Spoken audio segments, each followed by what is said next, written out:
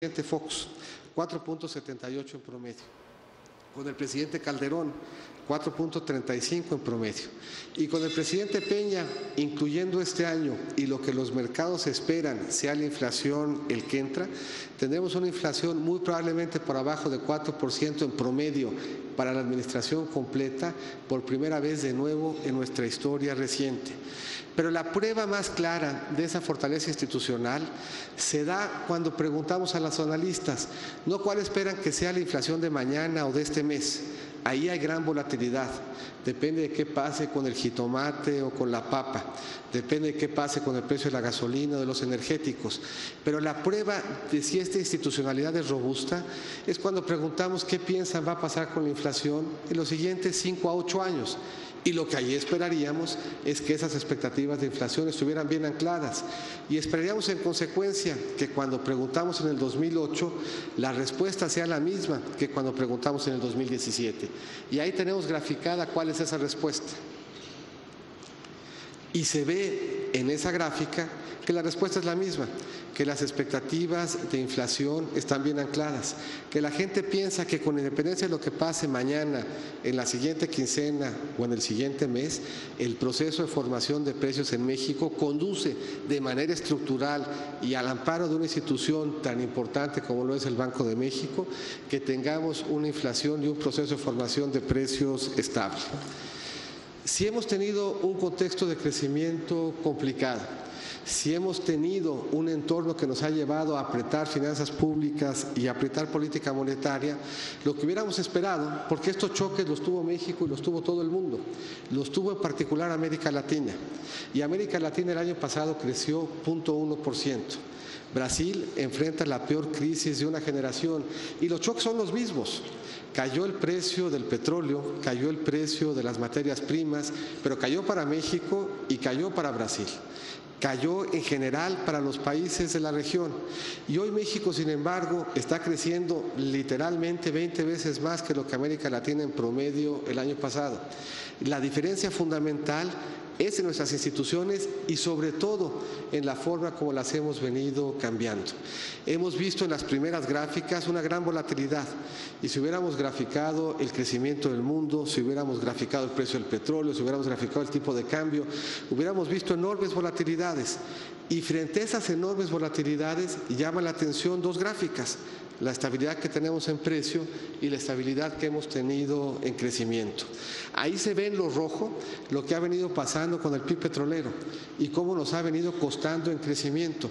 Se ve en lo gris cuánto estaríamos creciendo sin petróleo. Y esa gráfica gris es una gráfica relevante porque el petróleo no está distribuido uniformemente en el país. Eso quiere decir que el grueso de la caída en lo rojo se ve en Campeche y se ve en Tabasco. Y en Campeche y en Tabasco necesitamos una política pública distinta, porque ahí se recarga la mayor parte de la caída en el PIB petrolero. Pero el resto del país lo que está viendo es ese 3.8 y en algunos casos está viendo un crecimiento superior. Aún con petróleo es la gráfica verde la que nos acredita la gestión que tenemos hoy en México. 30 trimestres, decía Carlos Rojo, de crecimiento positivo, 30% más grande es México hoy que lo que era hace apenas 6 años. Para ponerlo en perspectiva, si yo fuera 30% más alto, sería del vuelo de Carlos Hank o de Juan Gallardo. Es un chorro, 30%. La que sigue.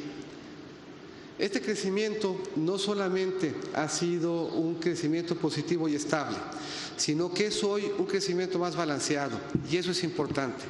México tendía a ser un país de una sola historia. Cuando veíamos el México de los 80s, éramos un país del que se hablaba por la energía. Cuando veíamos el México de los 90, era un país del que se hablaba por nuestra capacidad exportadora. Hoy somos un país que tiene cada vez más fuentes de crecimiento y que por lo tanto su crecimiento es más balanceado. A principios de la administración crecían las exportaciones y crecían las ventas al menudeo. Hacia mediados de la administración vemos cómo se desploma el mercado internacional y en consecuencia nuestras exportaciones, y vimos cómo el crecimiento se soportaba en un mercado interno cada vez más robusto. Hacia final de la administración Hoy vemos un espacio más balanceado, ciertamente una desaceleración en lo interno, a pesar de lo cual estamos mejor que cuando empezamos la administración, y un repunte en lo externo.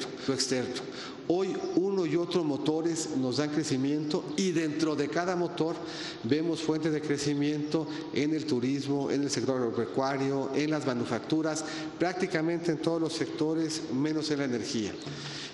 Y ese crecimiento que es más balanceado y que es un crecimiento sostenible y robusto, al mismo tiempo ha sido un crecimiento incluyente.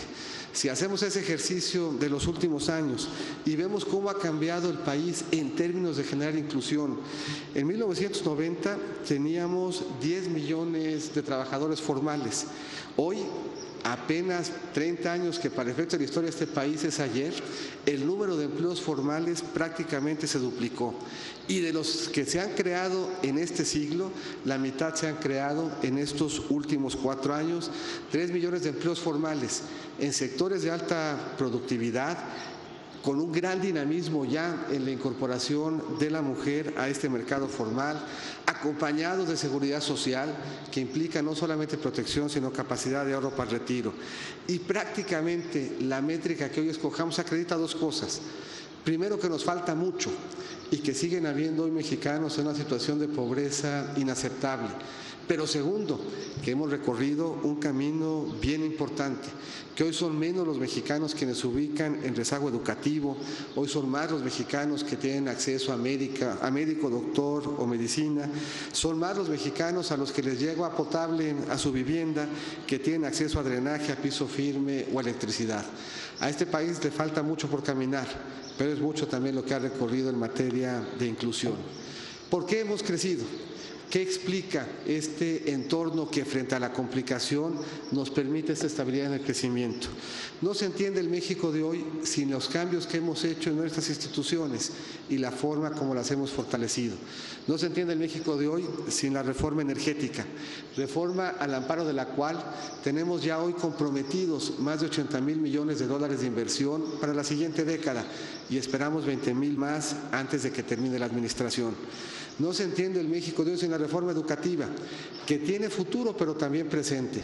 Un futuro que nos asegura que sean los mejores maestros los que estén frente a nuestros hijos en las aulas, pero un presente que nos permite que el 80% de quienes hoy están en un instituto de educación superior, en su familia, en haber alcanzado ese grado.